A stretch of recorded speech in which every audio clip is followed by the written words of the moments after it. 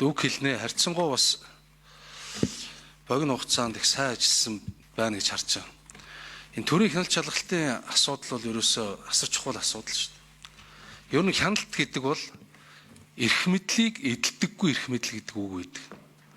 Эрх мэдлийн балансыг хамгийн сайн тэнцвэржүүлдэг өөрөө бүхэл бүтэн цогц системтэй асуудал. Харамсалтай нь ингээд энэ төрийн хяналт шалгалт маш чухал асуудал ярьж явах дарга нар маань ч байдгүй, сайд нар маань ч байхгүй ингээд анзаарч байгаа хүн байхгүй л байна л да энд. Гишүүд маань ч ер нь алга.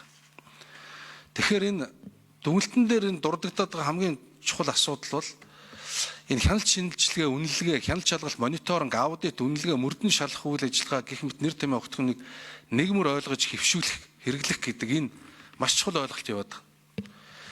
Одоо яам тамгын газрын бүтцэн хүртэл тийм байгаа шүү дээ. Хяналт шинжилгээ, үнэлгээ, мониторингийн газар, хяналт шинжилгээ, аудитын газар гэдэг ч юм ингээд өөр нэр томьёотой явдаг, өөрсдөө энийг ойлгодгүй ийм байгаад байгаамаа. За тэгээд дээрэс нь энэ төрийн хяналт шалгалтын тогтолцоо гэж их том тогтолцоог суурьаар нь ерөөсө харддаггүй. Төрийн одоо хяналтын дээд байгууллага бол аудитын байгууллага. Тэгээд аудитын байгууллага жил болгон дүгнэлт гаргадаг, хэдэн их найдаар нь зөрчил ярьдаг, яриад өнгөрдөг. Энэ аудитаас хэрэгжүүлсэн арга хэмжээний мөрөөр авч хэрэгжүүлэх арга хэмжээний төлөвлөгөө юм байдаггүй, цогцоороо боловсруулагддаг. Энэ бол Монгол төрийн одоо бидний сул байгаагийн хамгийн том шалтгааны нэг нь болчиход байгаа маа. Хэн нэгэнд хариуцлага тооцдоггүй. Хяналт шалгалтын механизм үр дүнтэй ажилдаггүй.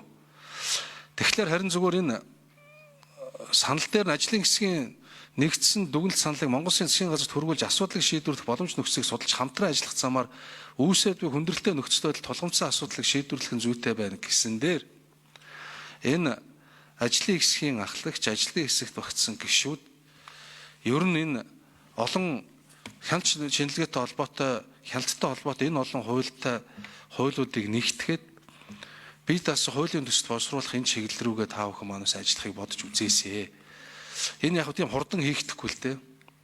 Тэгэхдээ бидний энэ хяналтынхаа асуудлыг сайжруулчихвал төрд нүүрлээд олон асуудлууд тэр дундаа энэ авилгын асуудал шийдэгдэх урдч том нөхцөл нь болно шүү. Энэ бол зөвхөн өнөөдөр нэг юм хэдхэн гишүүний хооронд ярилцаад манай байнгын орон дээр санал дүгнэлт сонсоод өнгөрөх асуудал биш. Та бүхэн маань ажиллаа гүйцээж энэ хуулиудад нэмэлт өөрчлөлт оруулахаас гадна тусдаа бие даасан томоохон хуулийн төсөл боловсруулах чиглэл рүү та бүхэн маань ажилласаа гэж ингэж хүсэж байна. За тэгээ ажлын хэсэгтээ баярлалаа.